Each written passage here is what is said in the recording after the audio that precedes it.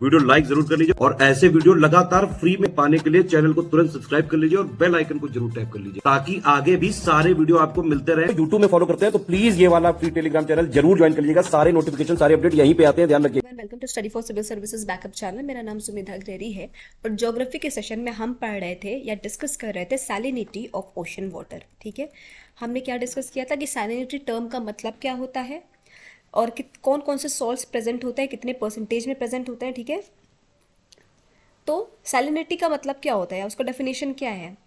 जो आपका वेट होता है सैंपल सी वाटर का, उसमें उसके रेशियो में जो वेट है उसमें डिजॉल्व मटेरियल का, जो उसमें चीज़ें घुली हुई हैं, मटेरियल्स घुले हुए हैं, उन दोनों का क्या होता है, रेशियो कहलाता है हमारा सैलिनिटी। तो salinity is defined as the ratio between the weight of the dissolve material and the weight of the sample sea water. ठीक, it is shown as the part of salt per 1000 of the water.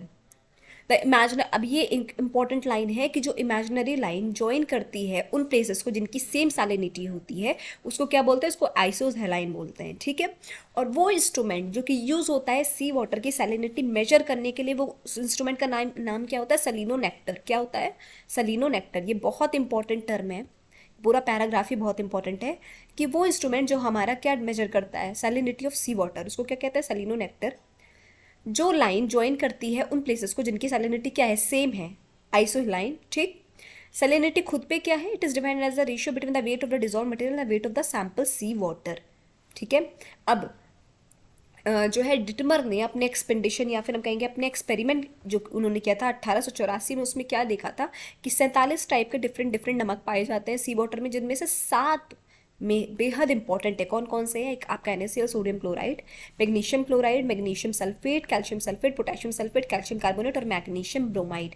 ठीक है, सबसे ज़्यादा amount में या फिर सबसे ज़्यादा परसेंटेज में क्या प्रेजेंट है आपका, सबसे ज़्यादा परसेंटेज में प्रेजेंट है आपका NaCl यानी कि सोडियम क्लोराइड 77.8%। सबसे कम होता है आपका मैग्नीशियम ब्रोमाइड 0.2%। ठीक है, ये था आपका थोड़ा सा डिटेल ब्रीफ वर्जन जो हमने कल डिस्कस किया था। अब मेजर कंट्रोलिंग फैक्टर जो ओशन वाटर की सैलिनिटी को कंट्रोल करते हैं, वो मेजर कौन कौन से फैक्टर्स हैं, वो कौन कौन से हैं, evaporation, precipitation, influx of river water, atmospheric pressure, wind direction, circulation of ocean water etcetera. कौन कौन से हैं, वो है आपके evaporation, precipitation, influx of river water, atmospheric pressure, wind की डायरेक्शन या फिर सर्कुलेशन ऑफ ओशन वाटर। ये सारी चीज़ें क्या डिपेंड करती हैं, ये सारी मेजर फैक्टर्स किस चीज़ के लिए डिपेंड करते हैं, जो आपके ओशियनिक वाटर की सैलिनिटी है उन पे। ठीक, अब salinity in the inland seas and lakes. अब जो सी और लेक में सैलिनिटी है वो किस पे डिपेंड करती है या वो किस तरीके से है, तो salinity in the northern part of Caspian sea is 14% because fresh water is continuously supplied by river Volga. अब जो कैस्पियन सी की सैलिनिटी है ना, वो बस 14% है। क्यों, क्योंकि उसमें डिजॉल्व मटेरियल इतना रह नहीं जाता, उसमें हमेशा क्या करता है, फ्रेश वाटर जो है, जो वोल्गा रिवर है, उरल रिवर है, इन सबसे फ्रेश वाटर उसमें आता रहता है। तो कैस्पियन सी की सैलिनिटी कितनी है, 14% की। ठीक है, अब in the south eastern part near the gulf of Karabogaz the salinity is 170%. salinity is in the greater salt lake of USA is 220%,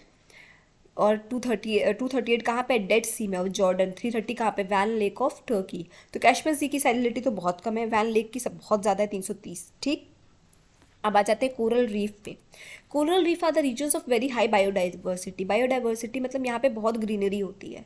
ठीक है, ये ऐसे रीजन होता है जहाँ पे बहुत ग्रीनरी होगी। ठीक, दिस आर फाउंड। अब क्यों, कैसे बनते हैं coral reef, due to accumulation and solidification of skeletons of lime secreting organism known as coral polyps. They are lime dominating rocks. अब क्या है ये, किनके एक्यूमुलेशन से बनते हैं या किनके सॉलिडिफिकेशन से बनते हैं, जो हमारे क्या होते हैं, कोरल पॉलिप्स होते हैं, वो क्या सेक्रेट करते हैं, क्या है, एक्यूमुलेशन सॉलिडिफिकेशन ऑफ स्केलेटन्स किसके, कोरल पॉलिप्स के। ठीक है, of lime secreting. Coral polyps क्या होता है, जो लाइम सेक्रेट करता है, उनके स्केलेटन से, उनके स्केलेटन इकट्ठा होते हैं और क्या फॉर्म होता है, कोरल रीफ।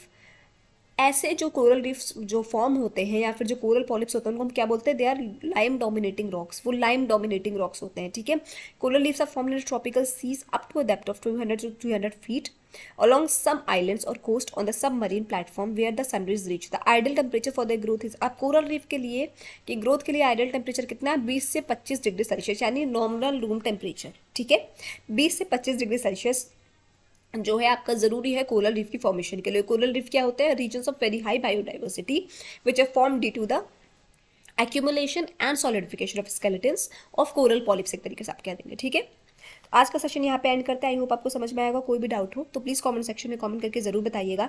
और अभी तक अगर आपने चैनल को लाइक शेयर सब्सक्राइब नहीं किया तो प्लीज़ कीजिए, बेल बटन को प्रेस करना ना भूलिए। Thank you so much for watching.